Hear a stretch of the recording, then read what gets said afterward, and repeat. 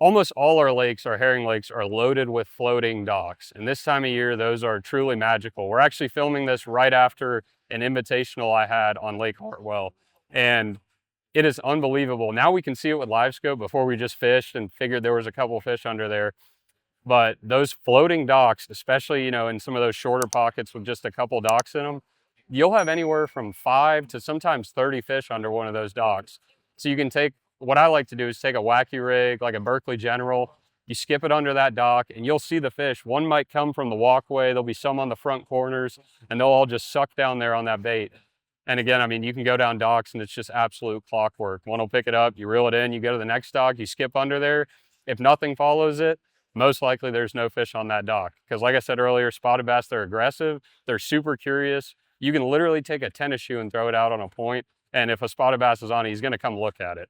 So again, I'm using my LiveScope to be really efficient, get that Berkeley General way up under the dock, and if I see them, cool. If I don't see any, I'm on to the next dock. So I like those shorter pockets. Those big long ones with, you know, 40, 50 docks in them, those can be good, but I'm always looking to be as efficient as possible. So if I can find a little short pocket or maybe even one dock on a straight, you know, a little bit flatter bank, that's somewhere I'm gonna look and, you know, fish I'm gonna go after. And then I'd say my third option in the spring, a lot of times the biggest spotted bass in the lake will use brush, not only to pre-spawn in, but also to spawn in. So it's not gonna be like the summertime where you pull up on a brush pile and see 10, 20, 30, 40 fish sitting over it. This is gonna be more of like a 2 and 3 fish case scenario, but those brush piles, again, that are, you know, near your pockets and near your flat banks where those fish might spawn, you're gonna pull up to them and they won't always be suspended in them. A lot of times they're buried real deep in them, but same thing I said earlier, the jerkbait and the shaky head, typical depth is like that 10 to 20. We have a lot of deep brush on our lakes too, all the way out 30, 40, even 50 feet. That's gonna be more of a late summer, fall thing, but early in the spring when they're spawning, you can catch some really big ones in that brush. And again, same deal I said earlier with that shaky head. I get it out in the brush pile, and if I see them on it, do not overwork the bait. The biggest mistake I see people make, number one by far, they throw it out there and they just start hopping it and moving it way too much. You throw it out there, you can see them sitting there looking at it. And even like I've literally seen spots, you throw it out there, they nose down to it and they'll swim away.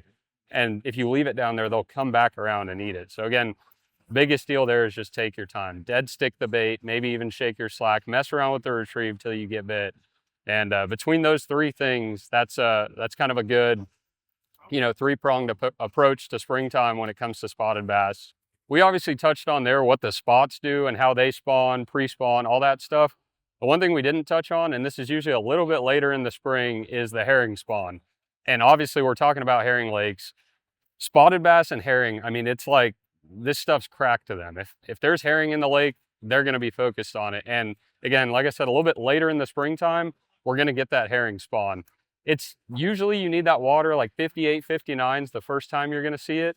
And then it'll go all the way into late May when that water's, you know, high 60s, low 70s. And my typical rule of thumb is your first herring spawn, I'm going to use Lake Lanier as an example, above Brown's Bridge. It can be anywhere. Typically your herring spawn is going to be on like a very long flat shoal, or what we call a saddle, which is the flat spot between an island and the mainland. And they'll get up there and spawn, I mean, in knee-deep water, super shallow. And it can be one of the most fun bites of the year. You'll have a spot where those herring are spawning and you'll see them, they'll pull up on top of that point and bust on them. And even if they're not blowing up on them, if you see them one time, you know they're there, and typically they're not leaving. It's not like a shad spawn. It's something you can run from sun up to sundown. Definitely still best to be out there early, but again, something we can track from the top end of the lake to the bottom.